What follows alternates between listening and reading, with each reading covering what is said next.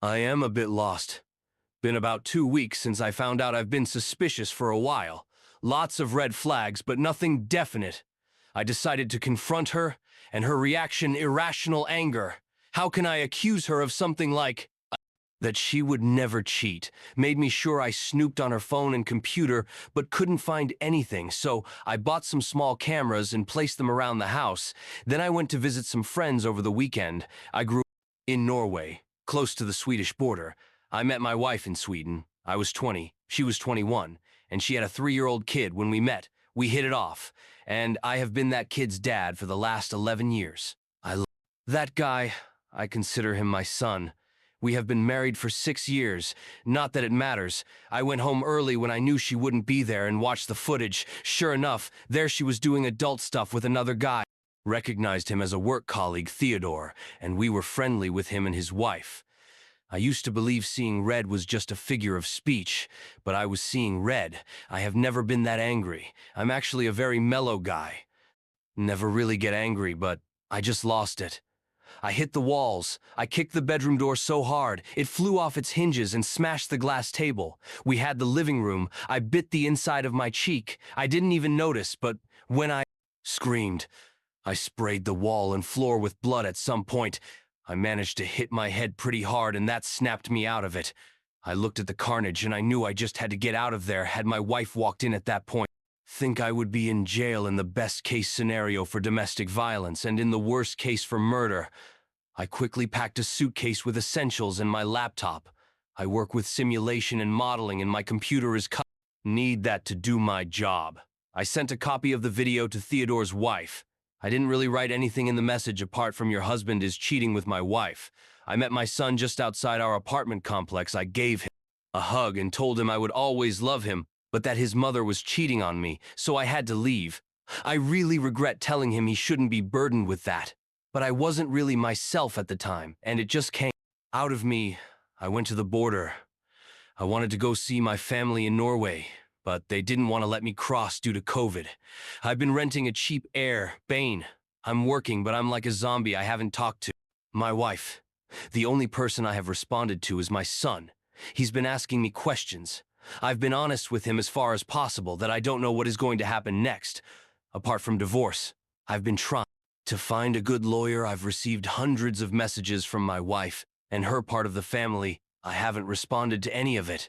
My parents are the only ones that know on my side. As far as I know, I don't want to talk to my friends because they are friends with my wife as well, so I don't really have good support at the moment. I'm afraid that if I talk to her or see her again, I will lose it and do something I can't take back. I also don't want to lose contact with my son, but I have no idea where to even start. I am still boiling with rage, and I don't know how to get past that. I need to respond to my wife at some point, but I'm so angry. Don't think I'm capable of being rational. I just wanted to try to write this out and see if that helps.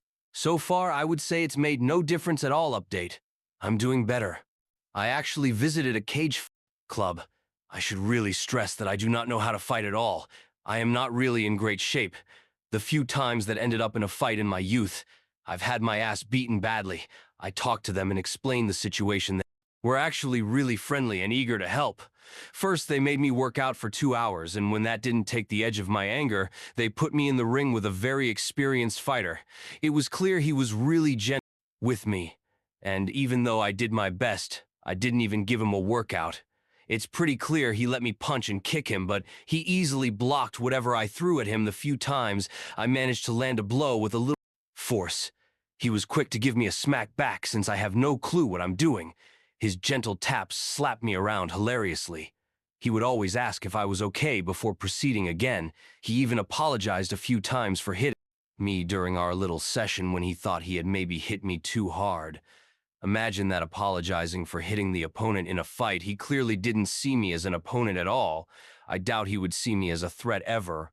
I have a newfound respect for people that know how to fight, and I am determined to learn it. These guys were the chillest people I have ever met. I want to be as calm as them. My little fight helped a lot. It really took the edge. Don't have that burning anger. I am still pissed, but now it's manageable. I will go back for training and more beating still. I don't trust myself to meet my wife. I have talked to my son and I told him that what we would be okay. I consider him and my son's son, no matter what happens between his mother and me, appreciated. I think you really appreciated that I have talked to a few common friends and her parents. Apparently my wife sort of unglued. She's been calling and talking to everyone at all hours, day and night. She has apparently confessed everything to almost everyone, and even offering money to anyone that's good. Put her in touch with me, I was considering only speaking to my wife via a lawyer, but I can't afford that. So I've asked my cousin to act as a go-between. I gave her a few questions to put forward, so we see where it goes from there. I plan to contact the affair partner's wife next week as well.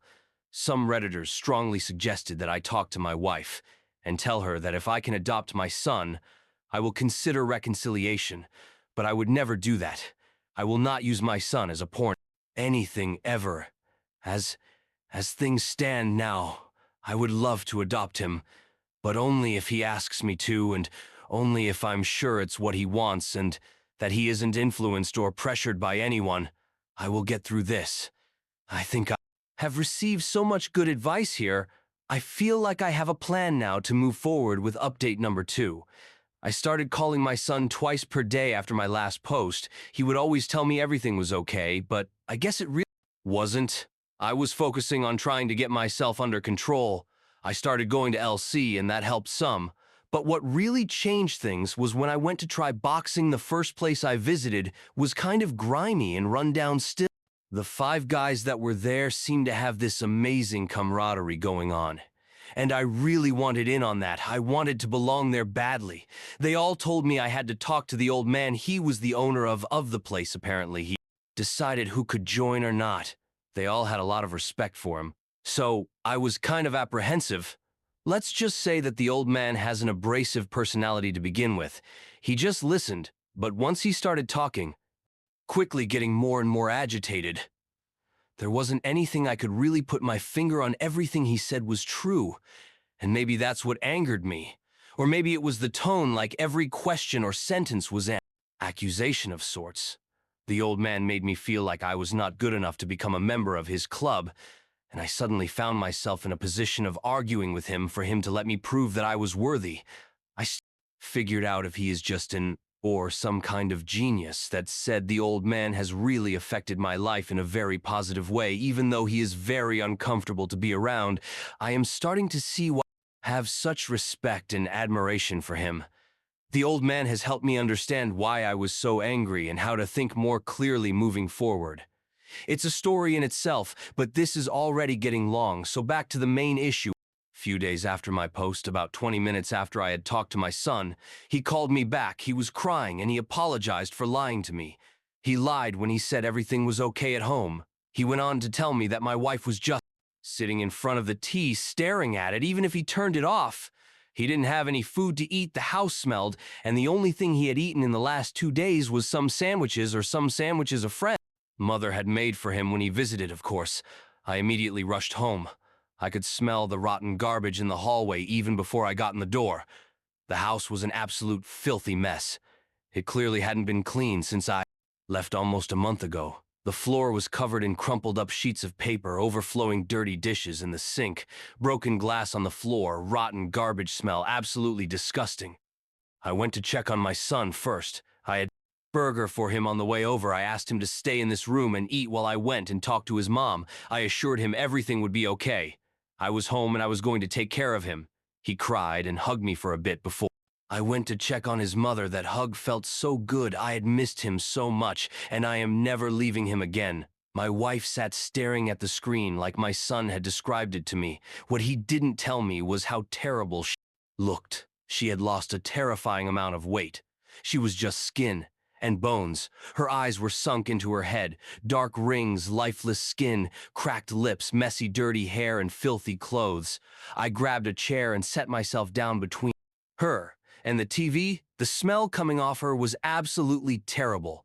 There was a bucket on the floor, later found out it was half full, and I got her as a wedding gift. My couch, my dining table, just all the furniture she defiled, took it to storage, put all her clothes in garbage bags, was going to throw her dirty clothes in with the clean butt, my friend. Wouldn't let me. We got done after 11.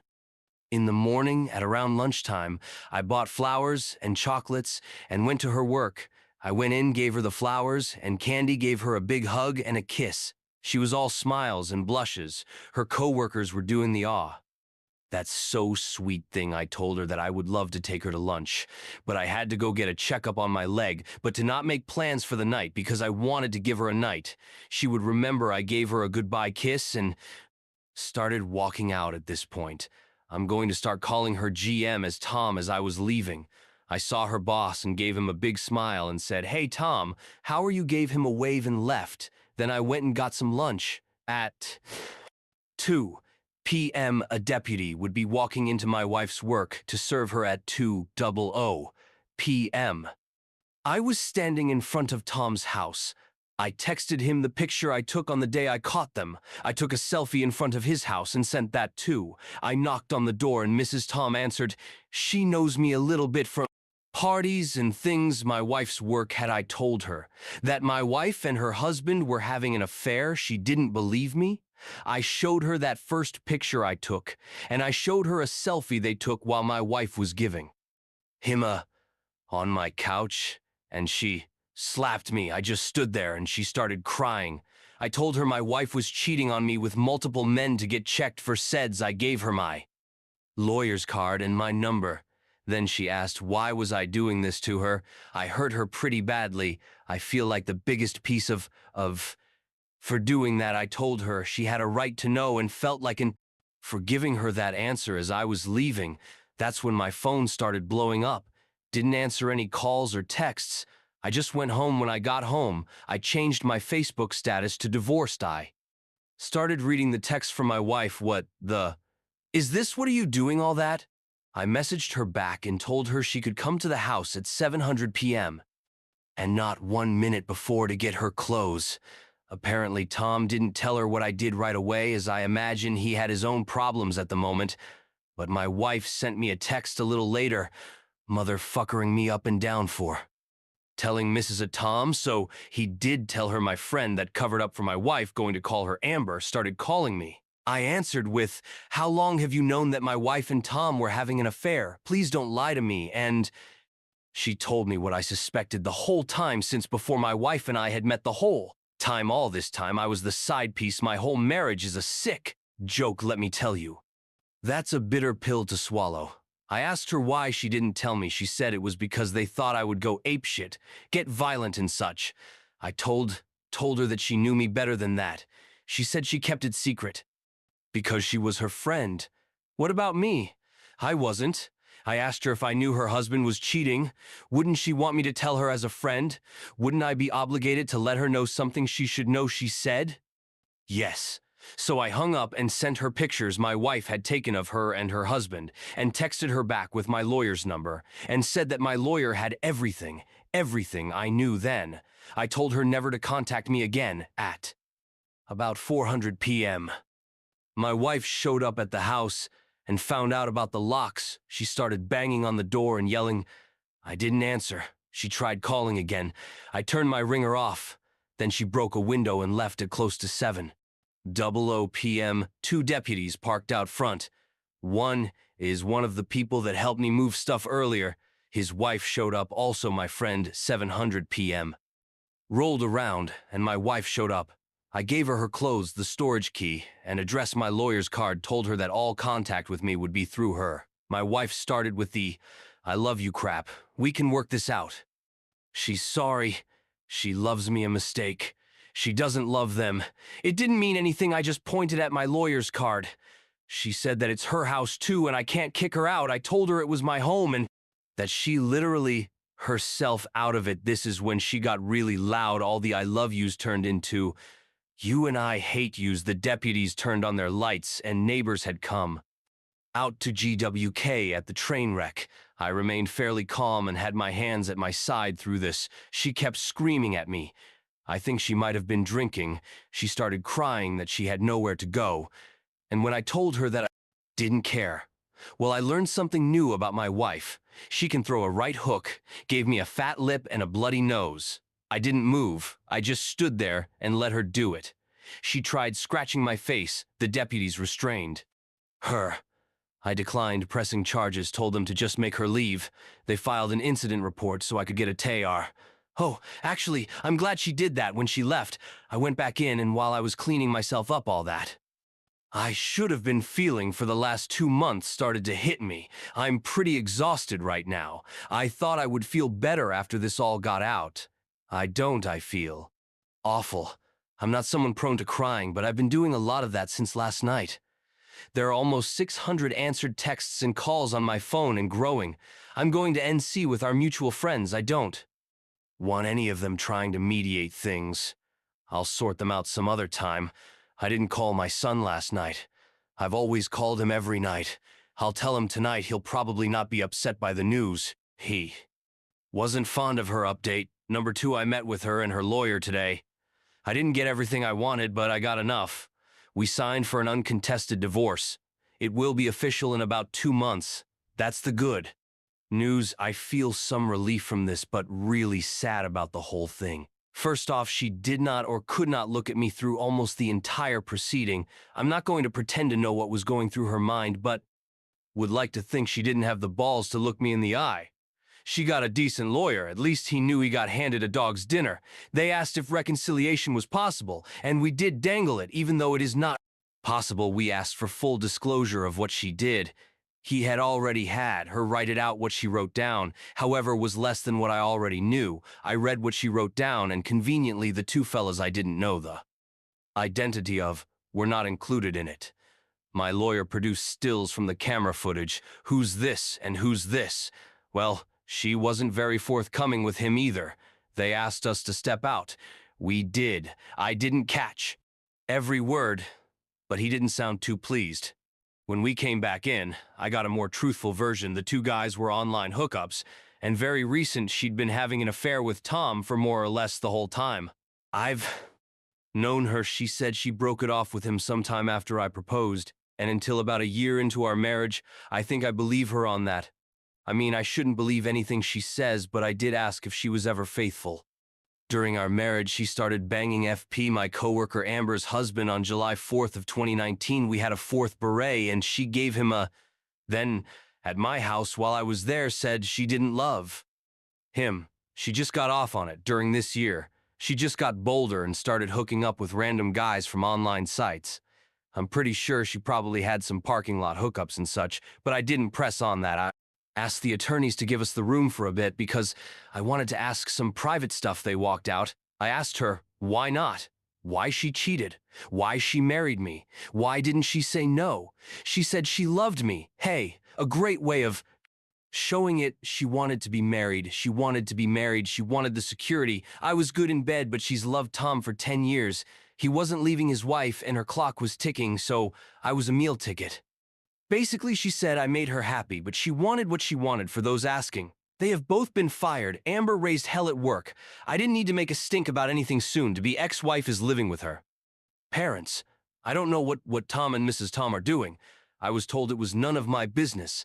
I think he is trying to stay married. If he stays married, I may have to give him a beating. I asked if there was anything else I ought to know. She told me she got an abortion 2 years ago because she didn't know who the father was. That was a low blow. In the beginning, we tried to have a kid, but we opted for the quit trying and enjoy the sex approach. I would have loved to have another kid like a daughter. I could spoil rotten. I had unprotected sex with my wife damn near daily. There's a huge chance this kid was mine. I will never know this was enough to make me get up and walk out. All can talk about a bullet dodged. I'm just thinking she killed my child. If anyone here has ever done any boxing, there's a point where the blows just keep coming, but you don't feel them. I mean, they're doing damage, but it doesn't hurt like the first few punches. It's just too much, and you get numb to them. I called the lawyers back in, told mine to go to Plan B. Plan B is, I took my demand for alimony off of the table. I want the divorce agreement uncontested and signed. This is the fastest way I wanted to say. Condition 2 to reconcile was for her to unfuck all those other men. You know, something impossible, but there's no point top being clever here. The end, over and over and over again. I tried to put it away, but an hour or so later, I find myself back watching it all over again. It's hurting me, so I don't understand why I do it. Also, is what she's saying even Possible that a person can be pulled into an affair where behavior becomes compulsive, as she describes it, where it's not really a free choice anymore. I also clearly see from her diaries that she probably developed a depression. About 3 years ago, after her favorite aunt died, her perspective on life becomes very dark after this, almost hopeless. I would say I've read other stories where depression seems to cause drastic personality changes and be the trigger for affairs. Any insight would be appreciated on this. She clearly never loved any of these men. She loved the ego, boost the increased self-esteem, and the rush she felt from them, seemingly telling her the right things on. Day, she totally cut her affair partner out of her life and called his wife and told her about the affair. I know this because the affair partner's wife told me when I met her. She actually asked me if we could have a revenge affair.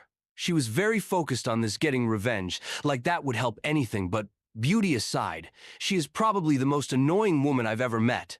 Talking to her was like nails on a chalkboard. Needless to say, we will not be having an affair, and we will never ever meet in person again. I don't know what to do now. I can't sleep. I can't really think, so I could really use some help. Update number 4. I am very grateful to everybody. On this forum, I have received a lot of help to better navigate this disaster. I am okay now. I feel I am back in control of things. I've been trying to get to see my wife, but she refuses still, and her mother still acts as a goat. I tried to call her out on her promise in her letter to me that she would do anything if I thought it would help in any way. So her mother relayed the message that I believed us talking would help. I also asked her to see her doctor. Together to try to help me understand. The doctor will not tell me anything without her present.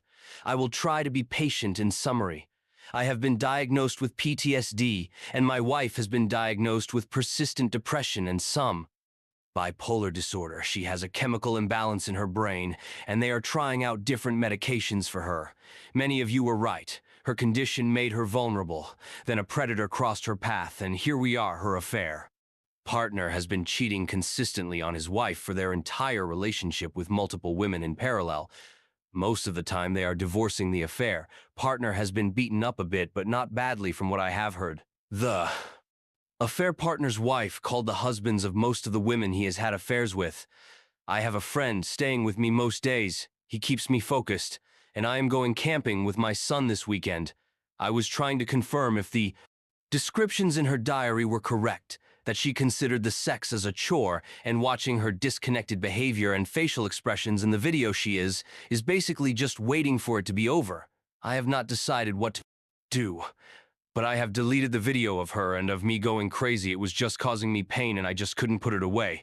One part of me is screaming at me to just walk away, to run and find someone else. What if she cheats again? How can I trust her? Can I get rid of the movie running on a loop in my mind? Will I divorce her in X years because I can't get past this, etc.? I struggle a lot with these types of questions, but divorce would definitely mean that I lose some daily contact with my son, and there is no doubt that he needs me. At least for now, he is terrified of being abandoned. Not that strange. Considering recent events, I think if I leave his mother now, it would make things worse for him. If I can leave her like she is. Now, what's preventing me from leaving him? He will probably look at it like that. The two of us have started going to the boxing gym together, and we are bonded stronger than ever being there.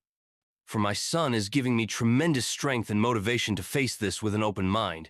He is leaning heavily on me at the moment, so even if I decided to divorce, I'm not sure if I could actually go through with it in the short term. He has begged me not to leave him again. The 2 weeks I was away were very traumatizing for him, and I'm not exposing him to that again. There is no telling how long it will take for his mother to stabilize enough to be a good parent for him again.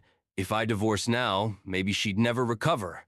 Even if I divorce her, I will still have the pain. I will still have the scars. I will bring that into any new relationship. I think that would greatly reduce the chances of such relationships being successful. Isn't it just as well that I am with her while I try to heal? At least she will know why I am acting like this and understand why I am struggling. If I leave her, what is really waiting for me out there? Single women my age seem to be either divorced for good reasons or they are so ravaged by baby rabies they will desperately go for anyone. They are not really considering if the person they choose is a good long-time partner for them. They seem very willing to play a role, just to get into a relationship that cannot last long term. I think it seems to me there is a high risk of a string of relationships that are doomed to begin with. Because one party is desperate and I am broken dating strangers and random hookups doesn't really appeal to me. Also, how long would it take me to find someone that understands me as well as my wife? She is the only person in my entire life that I felt she actually really gets me, and it took a long time to get to that point. Isn't that something I could use in my own healing? Would I ever be able to find someone again that could do that? How long would that take? There is no guarantee that a new partner wouldn't cheat as well given the circumstances. I actually think that the odds of my wife cheating again are lower than a new partner. My son also needs his mother, and she needs to heal before she can step back into that role. Will she heal faster and better if I divorce her, or will she heal better if we try to reconcile? I don't know. It's driving me nuts. How can I know? She is safe to be around for my son. If I'm not there with them when it comes to my own healing, would I be better off alone or with her based upon what I have learned here? It seems those who choose that jump to divorce don't heal very well. It looks like the best outcome as far as healing is concerned is when the wayward actively contributes to the healing over a 3 to 5 time period minimum. I don't know if she is even capable of that at the moment, to be honest. So here I am. I am terribly conflicted. I have a million questions in my head, and basically zero answers. I still struggle with the two extremes, reconciliation or divorce, and everything in between. I can't deny that I still love my wife. It turns out my bond with her isn't that easily broken. I really don't want to love her. The prideful side of me wants me to hate her, but I just can't lie to myself. I still love her deeply, and even though I fantasized about her getting hurt as badly as me the first few weeks, I didn't want to hurt her or anyone. It wouldn't help me at all either way. I see a long, painful road ahead of us. I hope I have the strength to stay the course and be patient enough to make sure I make the right choices for my family and me. The only thing I have been able to decide is that if I land on offering R, it will not just be given. I will need to see effort. I will not offer a until I'm absolutely sure we are two people 100% committed to that path. Also, if we do are, she will basically be a prisoner on probation. I don't want to be that guy, but what choice do I have if I feel I can't trust her either way? We will need a lot of therapy. Maybe she doesn't even want to, I just don't know. Not being able to talk to her is starting to become a real burden for me. It's stressing me out. I feel I really need to talk to her. If anyone has any good suggestions for these conversations, I am all ears. This is the last and final update on this cheating story that I can find. I don't think OP has provided any more updates regarding his final decision. If in the future there comes a new update to this story, I will make a part 2 and update you, so make sure to subscribe.